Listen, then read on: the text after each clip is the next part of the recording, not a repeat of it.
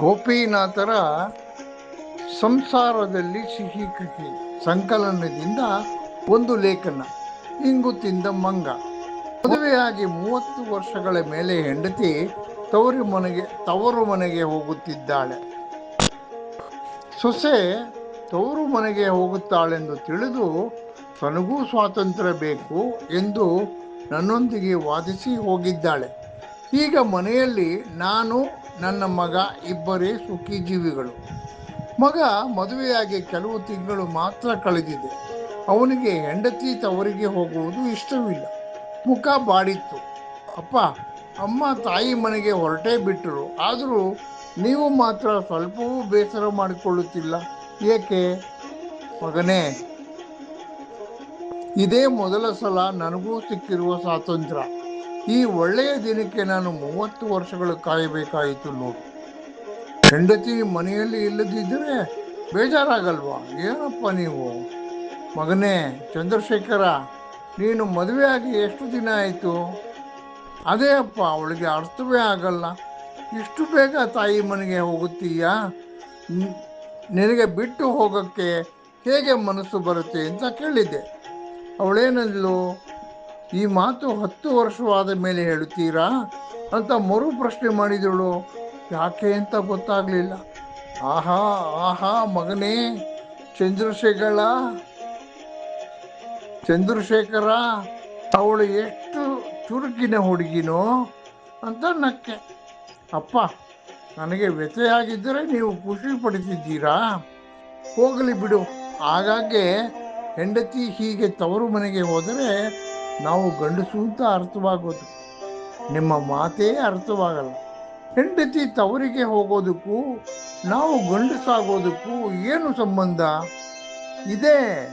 ಈಗ ನೀನು ಹೆಂಡತಿ ಮನೆಯಲ್ಲಿ ಇದ್ದಾಗ ಸಿಗರೇಟ್ ಸೇದಿ ಬರುವುದುಂಟಾ? ಇಲ್ಲಪ್ಪ, ಹೇಗಾಗುತ್ತೆ? ಆಮೇಲೆ ಅಷ್ಟೇ.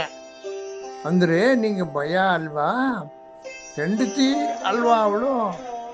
ಅದೇ ಕಣೋ, ಹೆಂಡತಿ ಅನ್ನೋ ಭಯ ನಮ್ಮನ್ನು ಆವರಿಸಿಬಿಡುತ್ತೆ. ಹೋಗ್ಲಿ ಬಿಡು. ಸಿಗರೇಟ್ ಸೇದಿ ಧೈರ್ಯವಾಗಿ ಸೀದಾ ಮನೆಗೆ ಬಂದಿರುವುದುಂಟ? ಸ್ವಲ್ಪ ಕಳೆದು ವಾಸನೆ ಹೋಗಲಿ ಅಂತ ಕಾದು ಬರುತ್ತೀಯ ಅಲ್ವಾ?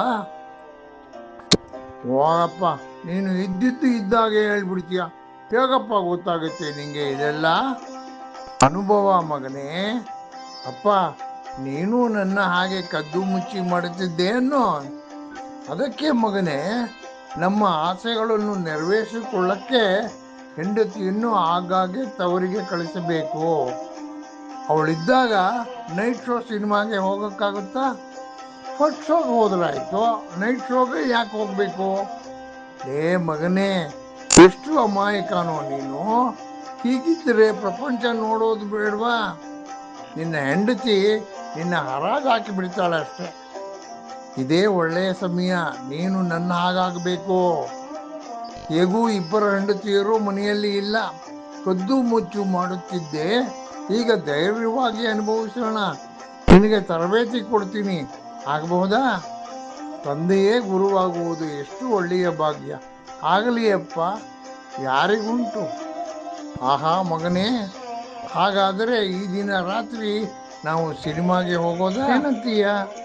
ಅಪ್ಪ, ನೀವು ತುಳಿದ ಹೆಜ್ಜೆ ಹಿಂದೆ ನಾನು. ಆಗಲಿ, ಹೋಗೋಣ.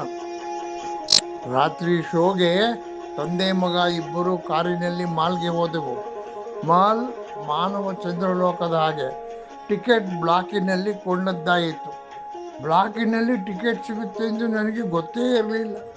ಮೊದಲನೇ ಪಾಠವಾಯಿತು ನೋಡು ಮಗನೇ. ಇನ್ನೂ ಸಮಯವಿದೆ. ಒಮ್ಮೆ ಎಲ್ಲ ಕಡೆ ಕಣ್ಣಾಡಿಸಿ ನೋಡು, ಆಗಲೇ ನಿನಗೆ ಬೇರೆ ಪ್ರಪಂಚ ಕಾಣುವುದು. ಅಪ್ಪ, ಅಲ್ಲಿ ನೋಡಿ, ಫುಡ್ ಕೋರ್ಟ್ ಇದೆ, ಹೋಗೋಣವಾ? ಏನನ್ನು ಸಿಗಬಹುದು? ಏನು ಬೇಕು? ನಿನಗೆ ಎಲ್ಲ ಸಿಗುತ್ತೆ. ಏನು ಬೇಕಾದರೂ ತಿನ್ನು, ಕುಡಿ. ಆಮೇಲೆ ಹೆಂಡತಿಗೆ ಮಾತ್ರ ಹೇಳಬೇಡ. ಇವೆಲ್ಲ ಕದ್ದು ಸವಿದ್ರೇ ಹೆಚ್ಚು ರುಚಿ. ಅಪ್ಪ, ನೀನು ಆಗಲೇ ನನಗೂ ಈಗಲೇ ಸ್ವಾತಂತ್ರ್ಯ 30 ವರ್ಷದ ಮೇಲೆ ಸಿಕ್ಕಿರೋದು ಎಂದೆ. ಮತ್ತೆ ಇದೆಲ್ಲ ಹೇಗೆ ಗೊತ್ತು? ಈ ಪ್ರಶ್ನೆ ಮೊದಲೇ ಕೇಳುತ್ತೀಯ ಅಂತಿದ್ದೆ. ಈಗ ಈಗ ಕೇಳಿಯೇ ಬಿಟ್ಟೆ ನೋಡು. ಇದೆಲ್ಲ ನಾನು ಕೆಲವೊಂದು ಸಲ ನಿಮ್ಮ ಅಮ್ಮನಿಗೆ ಆಫೀಸಿಗೆ ಹೋಗುತ್ತೇನೆ ಎಂದು ಸುಳ್ಳು ಹೇಳಿ ಗಳಿಸಿಕೊಂಡಿರುವ ಅನುಭವ ಪಡಿಬೇಕಾದ್ರೆ ಬೆಲೆ ಕೊಡಬೇಕು. ಅದಕ್ಕೆ ಆಫೀಸ್ಗೆ ಚಕ್ಕರ್ ಹೊಡಿತಿದ್ದೆ. ಅಪ್ಪ ಸುಳ್ಳು ಹೇಳಬೇಕಾ ಹಾಗಾದ್ರೆ ಒಮ್ಮೊಮ್ಮೆ? ಮಗನೇ, 2ನೇ ಪಾಠ, ಹೆಂಡತಿಗೆ ನಿಜ ತಿಳಿಸುವುದು ಮಹಾ ಮೂರ್ಖತನ. ಕೆಲವೊಂದು ವಿಷಯವನ್ನು ನಿನ್ನಲ್ಲೇ ಇಟ್ಟುಕೊಳ್ಳಬೇಕು. ಉದಾಹರಣೆಗೆ, ಸಂಬಳ ಎಷ್ಟು ಬರುತ್ತೆ ಎನ್ನುವುದು ತಿಳಿಸಬಾರದು. ನೀನು ನೋಡಿದ್ರೆ ಸಂಬಳದ ಸ್ಲಿಪ್ಪೇ ಅವಳಿಗೆ ಕೊಡ್ತೀಯ. ನೀನು ಮೊದಲೇ ಹೇಳ್ಬೇಕಲ್ವಾ? ಯಾವಾಗ ಹೇಳುವುದು? ಆಫೀಸಿನಿಂದ ಬಂದ ತಕ್ಷಣ ಹೆಂಡತಿ ಸರಗು ಹಿಡಿದುಕೊಂಡು ಓಡಾಡುತ್ತೀಯ. 3ನೇ ಪಾಠ, ಸರಗು ಹಿಡಿದುಕೊಂಡು ಓಡಾಡುವುದು ಬಿಡಬೇಕು. ಅಪ್ಪ, ನನಗೆ ಮಾತ್ರ ಅನ್ವಯನ? ನೀವು ಯಾವಾಗಲೂ ಚಿನ್ನ ಅಂತ ಹಿಂದೆನೇ ಓಡಾಡ್ತಿರ್ತೀರಾ? 4ನೇ ಪಾಠ, ದೊಡ್ಡವರನ್ನ ಪ್ರಶ್ನೆ ಮಾಡಬಾರದು.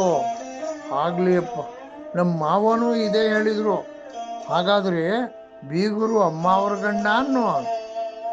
ಅಲ್ಲಿ ನೋಡಿಯಪ್ಪ, ಹೇಗೆ ಡ್ರೆಸ್ ಮಾಡಿದ್ದಾಳೆ ಆ ಹುಡುಗಿ, ಚೆನ್ನಾಗಿದೆ ಅಲ್ವಾ?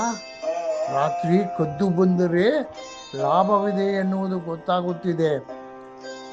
ಕಂಡು ಆನಂದಿಸಿದ್ದನ್ನು ಇನ್ನೊಬ್ಬರಿಗೆ ಹೇಳಬಾರದು.